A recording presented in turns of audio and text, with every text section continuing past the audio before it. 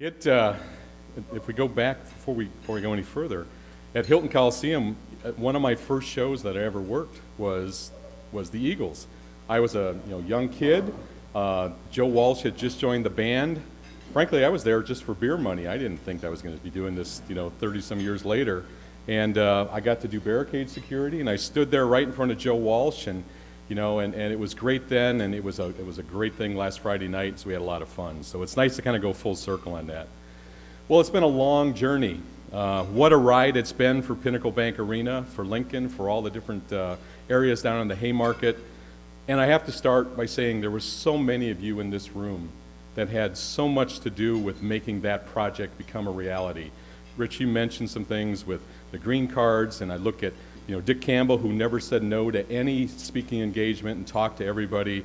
Wendy, and I think we hit every Rotary Club and any group that would have us, we came through, and Jennifer Brinkman and all these other people got involved, and the former mayors, and there were so many people. And so I want to start out by saying thank you to everyone for the great job you did and for allowing us to have such a beautiful venue and such a beautiful place to work in.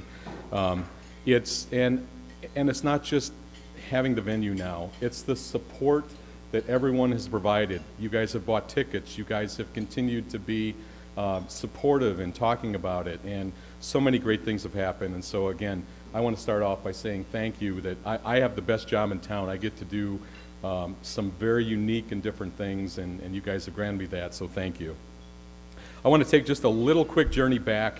A lot of people outside this room don't realize, but this is not something that happened just the last couple years. I got here 17 years ago, started working with Doug Kuhnel over at Pinnacle Bank Arena, or at Pershing Center.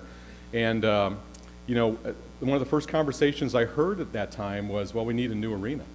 And I thought Pershing was pretty nice. We were able to do a lot of things. One of the first events we did was USA Roller Sports, but that conversation was there. And that conversation in Lincoln took a long time, but I think it was a great way to do it. There was a lot of discussion, a lot of people were involved. If you remember, Mayor Wesley and Sang pushed the process forward with studies and committees, the Blue Ribbon committees. Mayor Beitler, the chamber had a lot to do. We had brought in CSL Marketing. They came through and did studies for us. We looked at the different possibilities, 8,000 seats, 10,000 seats. Do we need a convention center? All those different variables. So that process was carefully vetted. There was the what committee and the who committee, the West Haymarket Action Team, and all those different groups that we put together. But guys like Don Hers and Kent Seacrest, Kent Morgan, Steve Masters, Stan Meredith, the architect from DLR, Lauren Wismer, all those people looked at all the different multiple options. And believe me, I think we drew the arena in virtually every block of Lincoln at one point or another, trying to figure out where it would fit best. And I think we chose really, really wisely. It came out terrific. Then that vote process came in. We talked about Dick Campbell, Jennifer Brinkman, Vision 2015. Dan Marvin came in and brought it across the finish line and did a terrific job. But it didn't happen without the support of UNL and Tom Osborne and Nancy Kenny and all the people that were in the athletic department. They did a terrific job. And so again, it was not just a couple or a small group that pushed this forward. All of you guys were involved, and that was terrific. As we went out and did the multiple meetings, I think part of the process that worked was not only did we speak and talk to these different groups, but we always had that question and answer session at the end. And we were able to listen to the problems or listen to the issues that people had. And if we didn't have the answers, we were able to go back and in the next what committee talk about it and see how we could address those things. The plan was refined again. Multiple proposals were put forth. I know that we looked at a group, Jerry Reinsdorf, who owns some properties in Chicago, came through with a group, and they drew up, and I think the model still sits at the WRK office. That was their vision. And we had all these different groups come through. Again, for my industry, for someone in my position to be able to be part of that, and for us to put the operator's perspective in all these things, and to talk about it and vet and say, well, we think this part would work, and maybe this doesn't work so well, was just unprecedented. And so I think that's why this came out so well. We finally had a settled plan in 2009, and then as we all know, the economy kind of fell off the table. So wisely, the vote was put back a year. And then that great celebration that we had at the Cornhusker Hotel, or excuse me, at Embassy, And May of 2010, when the vote passed, 56 to 44. What an awesome night. And I think Lincoln sort of took a collective, okay, we're here, what do we do? And there was probably a couple months where there was a lot of inside committees that just kind of said, all right, we're here, how do we do this best? And again, they did the right thing. They took that breath, they took the time, put the groups together, got all the builders and the engineers and everyone involved, and moved it forward. What a great process.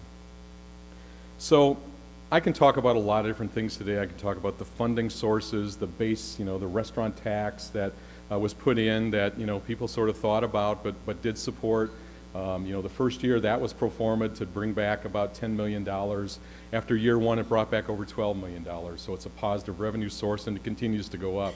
We can talk about the turnback tax that when it was initially envisioned, there was a 450-yard circle around the arena, that all the arena revenue that's generated and any hotels within that 450-yard circle, that the turnback tax was able to be put towards the project. 70% of the 5.5% of the state sales tax goes back to the project. Initially, when Don Hers put those pro formas together, the only hotel we had in that circle was the Holiday Inn. Now we have 3 more hotels that'll be within that circle. No one envisioned at the time that the arena would have a sold-out men's basketball program, that instead of 6 or 7 or 8,000 tickets, we've got 15,200 season tickets, and all of those revenues go toward the turnback tax. We'll talk about the concerts and the amount of money that those are putting back towards turnback. So it's a very strong revenue stream. And again, that thoughtful process that all those guys put together, and girls and ladies and everyone else that participated in that, really is paying off. It shows the wisdom that's here in Lincoln, and it shows the foresight that was put together. But I want to talk about fun stuff. I want to talk about concerts and talk about some of those things that are coming up. If you'd asked us, and a lot of people did, Kevin Thomas had me on Drive Time Lincoln about every other week there for several months talking about what's coming up. And the biggest question people had is, if we build this, first of all, will anyone be able to come? Will we be able to bring a big concert there? And the second question was always, great, if you get a concert booked, will anyone come to it?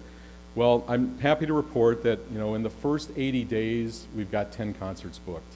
And that's not just honeymoon time. We're beyond honeymoon. 4 or 5 concerts would mean that, special time where you always get those up front. But the massive support that Lincoln has put out for these shows allowed us to continue on beyond that. So just a quick rundown. September 13th, we had Michael Bublé, and I'll talk more about Michael in a minute. September 19th, Jason Aldean.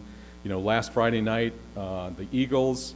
Tomorrow, October 10th, Miranda and Dierks Bentley are coming in. October 20th, Bon Jovi. November 9th, Pink. November 14th, Trans-Siberian Orchestra. November 22nd, John Mayer. November 23rd, Elton John. December 1st, Jay-Z. And we're just announced, I think we go on sale this week with Cher for May 30th. So that's really the 11th show, but that's not this year. So just, and these shows aren't just out there and just on sale. They're selling out. We had close to 14,000 people the other night at the Eagles show. So I hope that those people that were a little bit skeptical, that were a little bit more resident or hesitant about supporting this, have seen that that Lincoln will support it, and that we're getting people from all over, and that this is a strong process and a strong building that we built, and that Lincoln can handle this. Pershing Center, we also do Pershing Center, and I just want to mention that. We're probably busier there than we've been in a long time. September 27th, we had Bass Nectar. Before that, we did Kesha in August. We have September 30th, A Day to Remember, which was another, the shows that we're doing now are very university youth-focused shows, and it's the perfect venue for that. In the meantime, November 15th, Pretty Lights. I mentioned that on November 22nd, we've got John Mayer, and on the 23rd, we have Elton John, back-to-back shows. We actually have a third one in that run. We've got Justin Moore, who is one of the top country artists right now, on November 21st at Pershing. So we've got a 3-night run I've already told my wife that I'll see her, she knows, she just won't see me for days on that run. But, the excitement's building everywhere. Pinewood Bowl is another opportunity that we get to operate. And first year we had 6 shows. This year we did 4. We didn't want to come back in August. We thought we had enough other things to do. But there's just a general feel in Lincoln that, we're not Austin yet, but there is this excitement about music, excitement about events, and that people are getting out and they're enjoying themselves. And that we always talked about the arena being a magnet for young professionals and keeping people engaged and involved, and that's happening. We're seeing those people come to the arena. We're seeing them come to Pinewood Bowl shows. Even, we did Styx REO and Ted Nugent as one of our opening shows at Pinewood.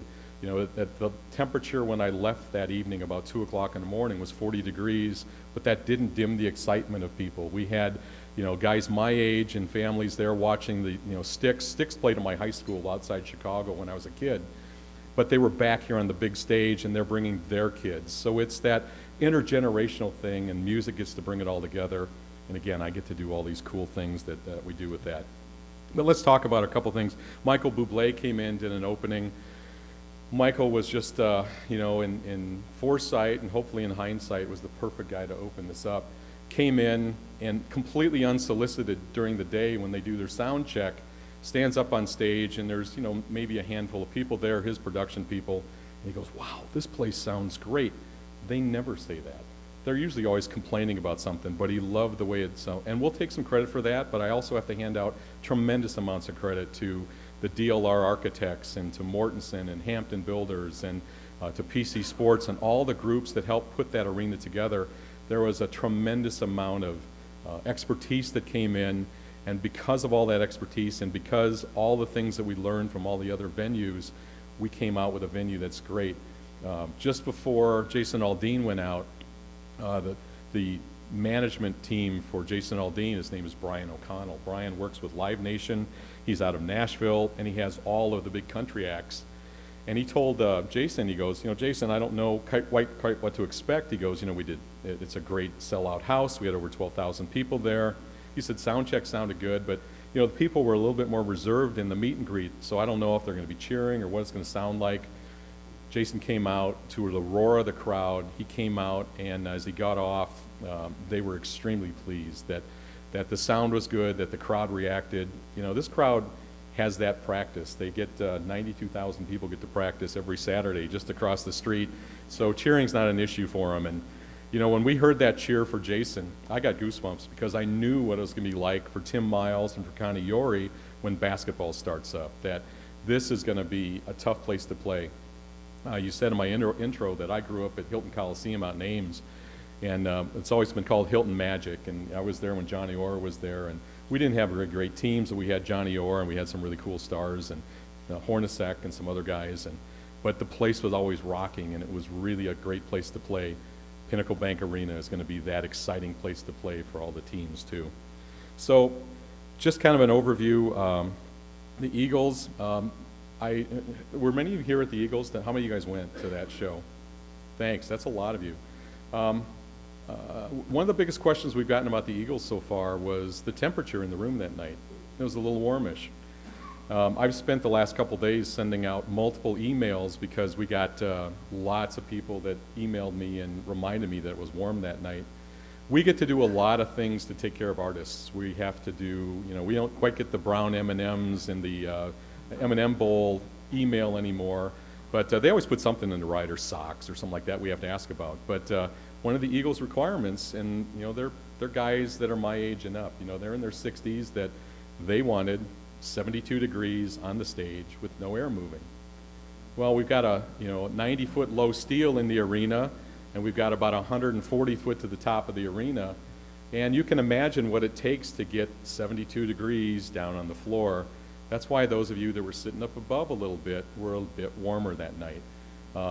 Every show is different, and we make sure that the artist has the exact environment that they require so that they can put on the optimal performance. And we always try to balance that evening with patron comfort and the artist's requirements. And believe me, we were walking that fine line all that night. So it was a bit warmer than maybe people wanted, but we were doing everything we could to make sure it was cooler. And so I appreciate your forgiveness and your forbearance with us on a night like that. But that's not everyone's requirement. Sometimes we have to get the place even colder, and so there'll be nights when you'll call me and say it's too cool, but we are thinking about those things. Miranda Dirks, this coming weekend, will be a great country show. A lot of what we talked about during the lead up to the arena about would we be able to get acts and why would they come to Lincoln, a lot of these people have played in Lincoln before. Miranda has been at Lincoln. Dirks Bentley, if you remember, one of the local country stations put on a contest, and they had the internet vote, and Lincoln outdid Houston and Dallas and all the big cities in order to win a Dirks Bentley show. And so Dirks normally would come in and play in a small theater for 400 or 500 people. We were able to get together with the broadcast house guys, and we sat down in a meeting and said, well, what if we just invited everybody to Pershing and see what we could do? And we handed out over 7,000 tickets. We had about 6,500 people show up to a Dirks Bentley show. We had a lot of expenses to do a big show, but we figured we would sell enough concessions that night to cover it. We did, and so Dirks has been here before. Jason Aldean came up through Pershing on the way up, and we had, if you guys remember back, there's so many different acts that are big now, all the country stars that played at Pershing on the way through. So we already had that relationship with those people. They were more than excited to come back. The same promoters that we worked with that did them when they were small acts are now doing them when they're big acts, so we had that great relationship to start with. Bon Jovi, Pink, in my industry, you can imagine we probably see enough shows, and that my peers in other buildings and the people we work with at Live Nation and the people we work with at AEG and all the different big agencies probably aren't going to go out and buy a ticket to go see a show. Pink is one of those shows where my peers are buying tickets just to go see it. It is unbelievable. When we talk about production and production value and all those, you can imagine that Michael Bublé came in with 17 trucks of production. The Eagles had 15 trucks of production. Jason Aldean had 12 trucks of production. When Pink comes in, we'll have 23 semis parked out back. Then shortly after that, not to be outdone, when we bring Trans-Siberian Orchestra in, the next show on November 14th, then we've already been told to expect over 27 trucks worth of equipment. So again, people asked, why can't we do these things at Pershing? Pershing, we get about 3 trucks in there. It's not going to work. But we can park 27 trucks out back. We can get them in. That was part of the process. Part of what we got to do as the operator throughout. The design of the building incorporated a rigging grid that allowed me to hang 160,000 pounds of rigging from the stage. We have 1,800 amps of power on each side. Those are very dry and boring statistics to you guys. Again, those things give me goosebumps because we never had that opportunity to do that before. And we have lots of dressing rooms for the artists. We have a great Saver staff that does food service throughout. So, we're able to do all of those different things and take care of the artists. And when they leave that evening and they've had a great night, people ask how we book shows. We book shows by doing a great job with our last artist, and then they go back and tell their management. They'll come back and talk to them, and we'll get that next big show along the way. So, again, those things are what excite us. We get asked a lot of questions about ticketing. A lot of times, I'll get emails that say, "Hey, Ticketmaster didn't work well," or that I couldn't get my ticket or anything. Kind of the new reality for Lincoln is the demand is a whole lot bigger than it used to be. Ticketmaster is a great system. They're our tool that we use. They are able to provide us tremendous service. They have the biggest platform for taking the most amount of people calling in or online or all those things at once. We get excellent accounting from them. Everyone calling in, whether it's on the phone or at the box office or online, gets access to the best seat possible. But when we used to do shows at Pershing, and we would have some big shows, we would sell out. We could do about 7,000 on a sellout. We would get maybe 500 people on an on-sale at once that are trying to get into the system. I sat through a very interesting phone call as we did the Elton John on sale. that the agent for Elton John's name is, he's out in LA and his name escapes me just right now. The head of Live Nation in Chicago, my box office, and myself, and we released seats and did what we call scaling and flexing as we went through. At no time through that hour-and-a-half process did any less than 2,000 people were online or on the phones or at outlets trying to get tickets at one time. So for all of those, and as you go back, maybe some of you experience some frustration, maybe you are talking to neighbors that say, hey, you know what, they just didn't do a good job of selling tickets.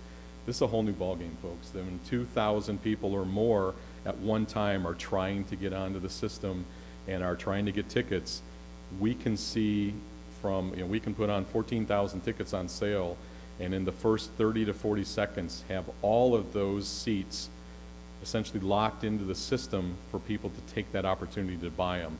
Now, when that happens, everyone may push 8 to begin with and only end up buying 2, and so those tickets come back on the system and they'll sell over the period of a couple hours, but it's a whole new ball game. So one of my goals today was to talk to you about that a little bit, let you know how that works. Keep trying.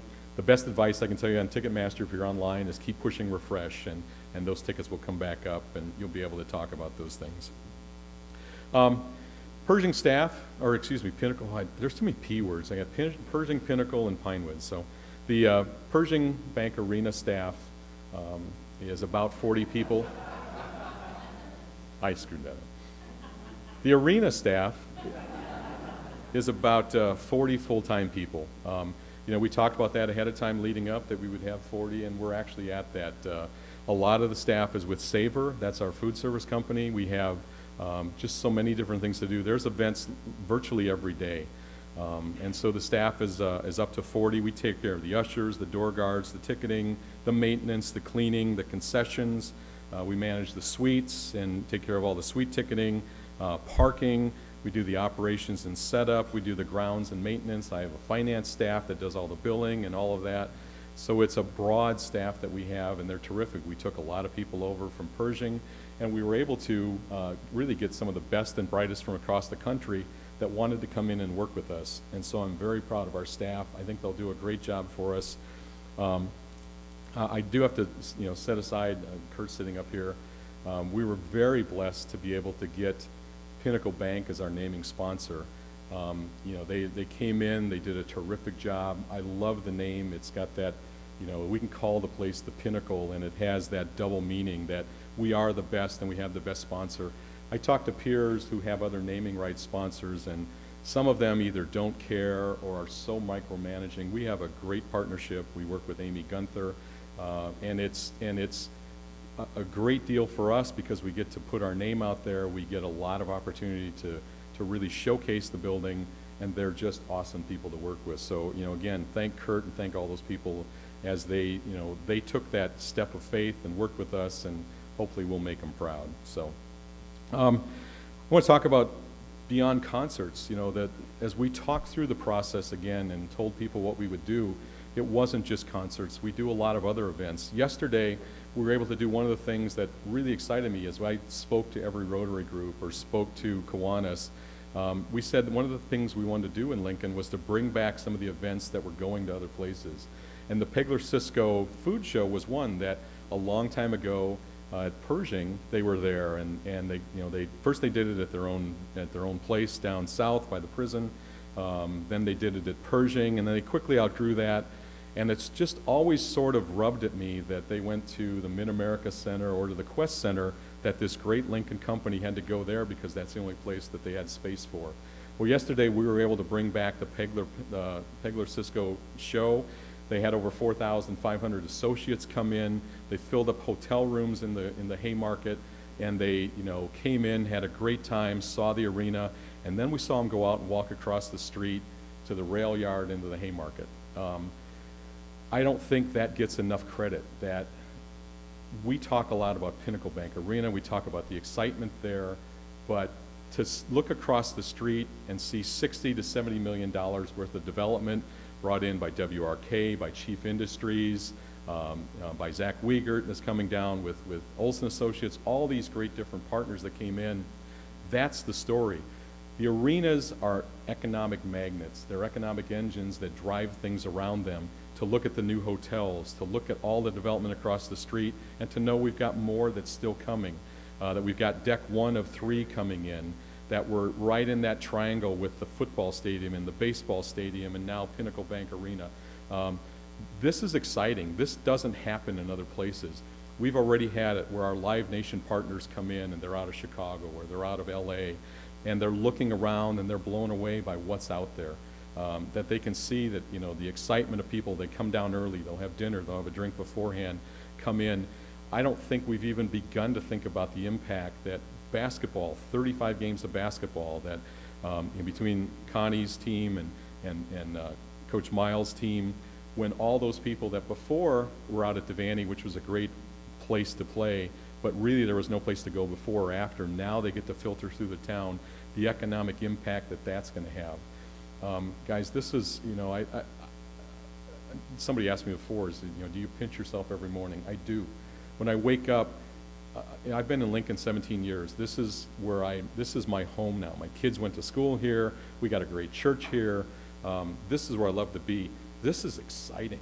This is something different. The day that vote happened, we felt it different that next day, and so many cool things have happened. So I'll tell you what, you know, nothing controversial. There's no big announcements to make today, but you may hear something later today. There's a cool announcement maybe coming on athletics, but kind of pay attention for that and we'll see what happens.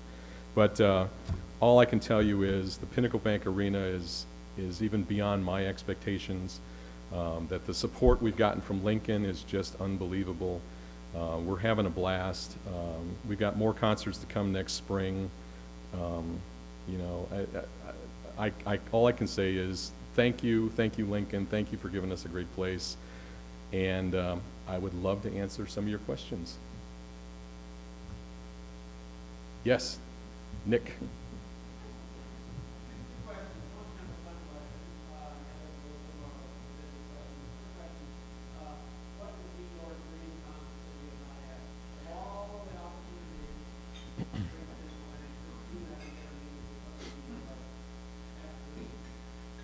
The one concert I would love to have that probably will never happen, I'm a huge Joni Mitchell fan. And I never, in all the different times, and I've been doing this for a long time, I never got the opportunity to see Joni Mitchell.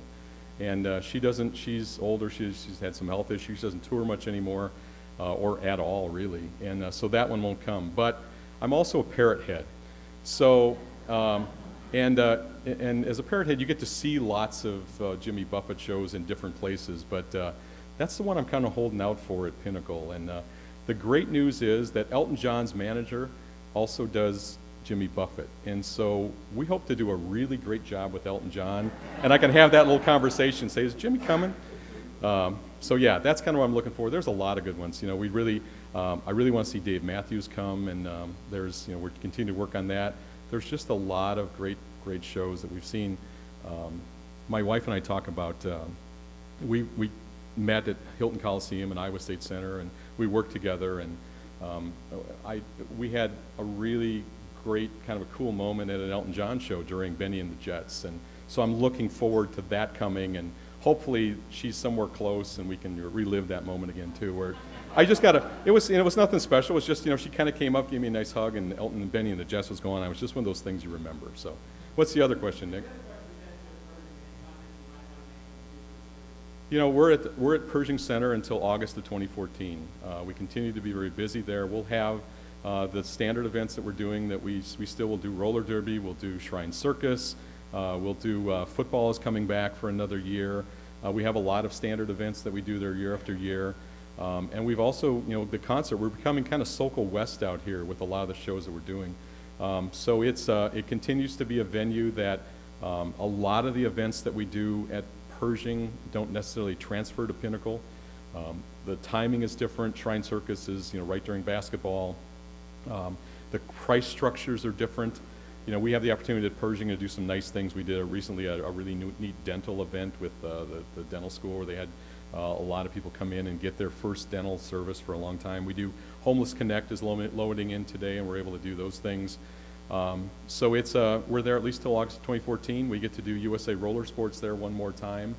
And as time progresses, we'll see what will happen in that venue, and we'll see what other great adaptive reuse opportunities happen and when they happen, and maybe that will change some of the timing. I don't know.